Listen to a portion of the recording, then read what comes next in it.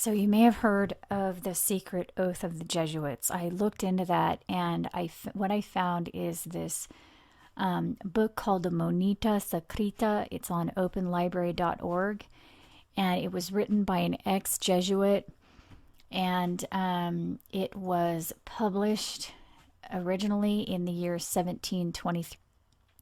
And I didn't read the whole thing, but I just skipped through it. And so I just want to share a few things here. If you want to look more closely into it, I'll leave the link below. So it says the greatest possible care must be taken that these instructions do not fall into the hands of strangers. But if this should happen, let it be denied that these are the principles of the society, and let such denial be confirmed by those of our members whom we are sure know nothing of them. So it's saying there are some people within the order itself who don't know the ultimate agenda, which makes sense because we know a lot of organizations do that, a lot of secret societies do that. Chapter 1, it says, in order to render itself acceptable to the inhabitants of a place, the object of the society will be of great service. It is necessary to discharge the most humble duties in hospitals, to visit the poor and the afflicted and prisoners, that the principal inhabitants may be led to admire and love our people. So I'm just going to skim through what I've highlighted in here. And then it says, and cause them to be more liberal towards us. And then it says, all must learn the same outward manner. Be cautious in buying land. Let this be done in the names of some trusty and secret friends. Let the purchases which are adjacent to our colleges be assigned to colleges at a distance, by which means it will be impossible that princes or magistrates can ever have certain knowledge of the revenue of the society. So, I mean, they're trying to hide their revenue. And then it says, let the greatest amount be always extorted from widows. And let what is contained in the Roman treasury be kept secret. And this reminded me of Matthew 23, where it says, woe to you, scribes and Pharisees, hypocrites, for you devour widows' houses, and for a pretense make long prayer. And make long prayer for a pretense. I mean, that sounds to me like most of the church leaders that are in existence now. I mean, there's probably a few that are truly sincere, but most that I've seen, they all use the same vocal inflections while they're doing it. So I mean, you can tell that they are reciting these prayers just to conform to a community. And it actually says that right here in verse 5 of Matthew 23. But all their works they do is to be seen by men.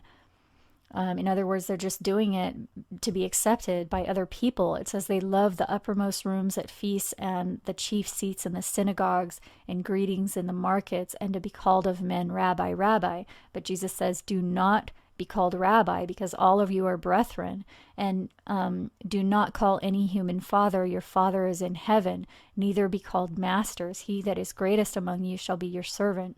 And then again he says, woe unto you, hypocrites, for you devour widows' houses. And then Isaiah 10 also talks about this. It says, woe to them that decree unrighteous decrees, and that write grievousness which they have prescribed, that widows may be their prey. And then it says, without me they shall bow under the prisoners, and they shall fall under their slain. Because of course all throughout the biblical text it says, okay, their judgment is coming.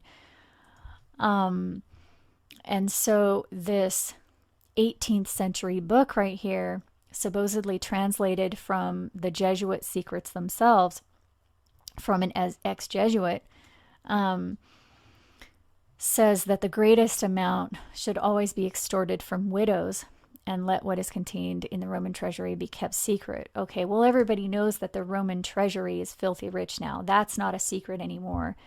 And we know the Jesuits vow their allegiance to the Pope above all. So their success at gathering wealth, which is what that book was talking about, is pretty much evident at this point. It's not a secret anymore, although they originally said they were trying to keep it secret several hundred years ago.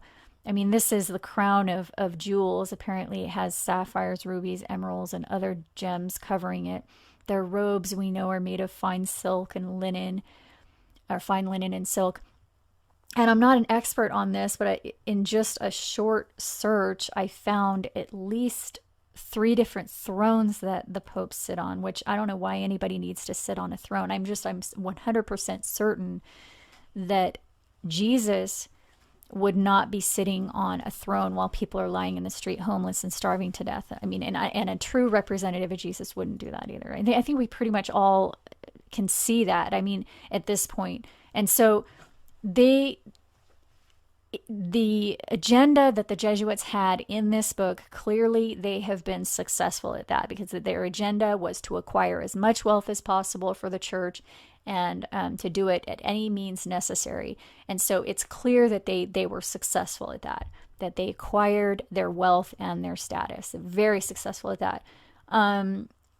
So, and this pretty much explains that they used really evil means of doing that. And then it says here in chapter 2, every means must be employed at the beginning, that we may gain the ears and minds of princes and leading men, so that there may not be any who may dare to rise against us. And then it says their evil deeds, interpret them favorably under the pretext that is for the common good. Not only that, it says right here, if the prince begins to do anything that's not acceptable, he must be encouraged and urged on. And it says here, those who are of great authority in the state, they must be used in subduing and restraining the sort of people who are oppressed to our society. So they're going to use the government to get rid of their enemies, or which are probably the good people in the world, the people that don't want to be part of it. And then it says, let our people so direct princes and illustrious men that they may appear to aim only at the greater glory of God, for their aim must not immediately, but gradually be directed to political and secular dominion. So very slowly over time, they're saying they want to take over the governments, basically. And then here, this is another one that's especially bad. It says, greater efforts must be made against those who attempt to set up schools for the education of youth. Let it be shown to princes and magistrates that these people will cause disturbance unless they are prevented. It's talking about people that just want to help children. They're to be demonized. And then it says here, concerning winning over rich widows to the society, it says that down here, they're going to do all these things that they may be more easily withdrawn from the conversation of visits and suitors. So they want these widows to remain lonely so they can take all their wealth and property. And then it talks about in what manner widows are to be secured and their property disposed of. So this pretty much explains why Jesus kept talking about widows all the time, saying those who, devour widows' houses. This is it right here. And then it says here, let the mothers be instructed to annoy their children even from infancy with reproofs, castigations, etc. And especially when daughters are grown up, let them be refused ornaments and apparel suitable to them. Then it talks about how they increase their revenue by accentuating those who are poor within their community, but keeping secret those who are wealthy. And I mean, that just shows you that they don't even take care of their own. They simply use their destitute to advance their own agenda.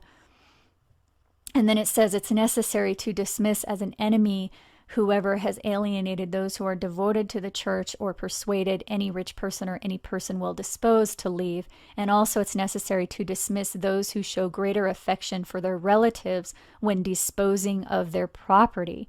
So if someone wants to leave their house to their child, for example, then this society will not accept them and dismiss them as an enemy for simply wanting to give their own property to their children. And personally, when I was looking at this, the first thing I thought of was that this is the binding of the tares right here, because obviously they're taking in people that are really evil and making enemies of those that are actually good people. And I mean, it just immediately reminded me of Matthew 13, which says, gather first the tares and bind them in bundles to burn them. In other words, bind them in bundles in order to burn them. I mean, that's symbolic, but we know these texts are telling us a nuclear event is coming. That's the burning. And a great multitude will be saved from that, a multitude that can't be counted. But before that, the tares, the bad seed, will be bound together in bundles. So, I mean, that's just what this seems like to me.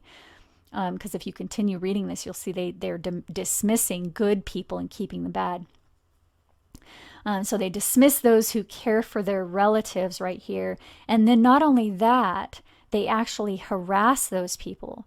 It says, okay, those people that care about their relatives, we're going to dismiss them, but that they may not afterwards complain of the cause of their dismissal, which was that they cared for their own family, then let them not be dismissed immediately. Instead, let them be harassed with chapters and public censures, and let them be restrained from recreation and conversation with strangers. Let them be deprived until they are driven to murmuring, and then let them be dismissed as persons pernicious to others by bad example. So, and then it goes on, it says they will also do this kind of thing to those who know their secrets. First, let them be persuaded to promise in writing that they will never write or speak anything injurious to the society, but at the same time, let the superiors preserve in writing their evil inclinations, failings, and vices, which they themselves have at some time given according to the custom of the society. So it's talking about their confessions right there. Their Catholic confessions will be used against them. Then it says, this is what's done to those who simply know their secrets and are dismissed. I mean, they might not even tell anyone the secrets their whole life, but just because they know some of the secrets, this is what is done to them. It says they are discredited and harassed simply because somebody suspected that they might tell the secrets later, not because they actually did anything. And by the way, this is still happening in our own day and age. I've been talking about that. I just uploaded a video on it. It's called organized stalking and harassment. So this is still going on. So I'll try to remember to link that below, that video, if you're interested in that. And then it says right here outright what they're doing is suppression. So let me just read through here. It says it must be contrived that we may keep up an intimate correspondence with someone in the family in which the dismissed reside, and as soon as anything is discovered blamable or deserving of censure, let it be spread amongst the common people by means of persons of inferior degree who are attached to us. So we're going to have somebody from the church spy on them, hopefully somebody in their own family. But if not, they're probably going to use somebody else. And if something bad is discovered, we're gonna tell everybody in the community. And then it says, but if they commit nothing worthy of censure and conduct themselves in a praiseworthy manner, then let their virtues and actions, which are deserving of commendation, be depreciated by subtle insinuations and doubtful expressions until the esteem and confidence which is attached to them is diminished. So basically, if you can't find anything bad on them, just make it up. Just imply that they're doing bad things. And then it just outright admits that it's suppression, that's what they're doing. Okay. And then it talks about recruiting the men, let them associate with us, taking care that familiarity does not produce contempt. Well, I mean, why would it produce contempt unless they knew that what they were doing was bad? And then I'm just going to go through the headings of these chapters right here. You can read it later if you want to. And then it says, showing publicly a contempt for riches. So even though they're trying to gather wealth, they want everybody else to think, oh, they're not interested in that. And it says it will be necessary to act more here's a good one. After they manipulate the wealth out of those widows, it says it's necessary to be more resolute, to act more resolutely and sternly with widows and other persons who have given most of their property to the society. So basically manipulate them into giving all their wealth and then treat them badly after that. And they talk about their methods of advancing the society. And then this at the end talks about the vows that their members take. I thought it was sort of strange how it says peculiar care in the education of boys. I'm not sure what that means. Then they promise special obedience to the Pope, blindly following whatever they're told to do by their superior, who they believe holds the place of Christ. And in this one, this person is vowing to depose and kill all the kings and princes who don't believe in their ideology. So that's pretty much it. We all know Pope Francis is the first Jesuit Pope. So